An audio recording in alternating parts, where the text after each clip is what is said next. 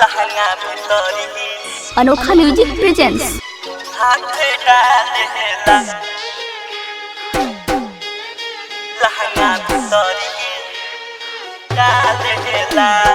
DJ Amit राज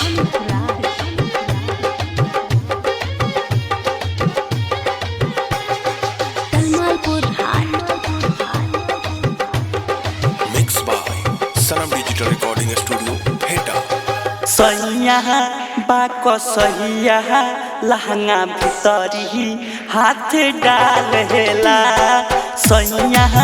बाक सहिया लहंगा भितरी हाथ डालेला रात भर सखी हमसे करला प्यार रात भर सखी हमसे करला प्यार एके लगैले तो करला बिहान सैया बाक सहिया लहंगा भितरी हाथ डालेला सैया बाक सहिया लहंगा भितरी हाथ डालेला रात भर सखी हमसे करला प्यार एके लगैले तो करला बिहान सैया बाक सहिया लहंगा भितरी हाथ डालेला डीजे अमित राज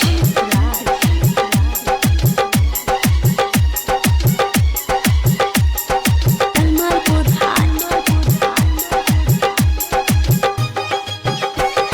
सूते नहीं रतिया में जागल रहेला ओहर खातिर सोइया हमर पागल रहेला दादा रे दादा सूते नहीं रतिया में जागल रहेला ओहर खातिर सोइया हमर पागल रहेला सोइया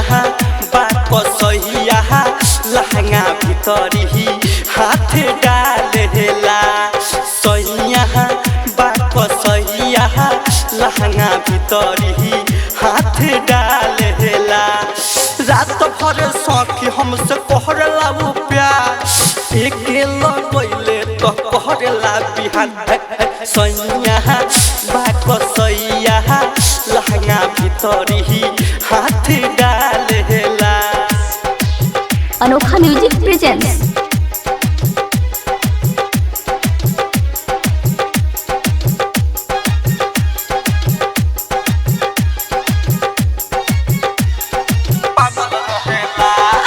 दीपक दीवाना संगे धीरज विकास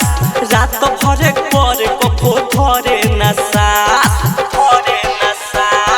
माई रे माई राइटर सनम संगे धीरज विकास रात भर पर कभो धरे नसास सैया बाक सहिया लहंगा भितरी हाथ डालेला सैया बाक सहिया लहंगा भितरी हाथ डालेला रात भर सखी हमसे करला प्यार एके लगैले तो करला बिहान सैया बाक सहिया लहंगा भितरी हाथ डालेला सैया बाक सहिया लहंगा भितरी हाथ डालेला रात भर सखी हमसे करला प्यार रात भर सखी हमसे करला प्यार एके लगैले तो करला बिहान सैया बाक सहिया लहंगा भितरी हाथ डालेला सैया बाक सहिया लहंगा भितरी हाथ डालेला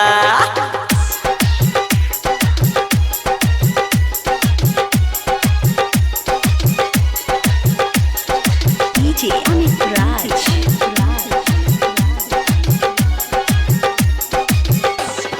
मिक्स बाय कलमालपुर सनम हाट डिजिटल रिकॉर्डिंग स्टूडियो हेटा।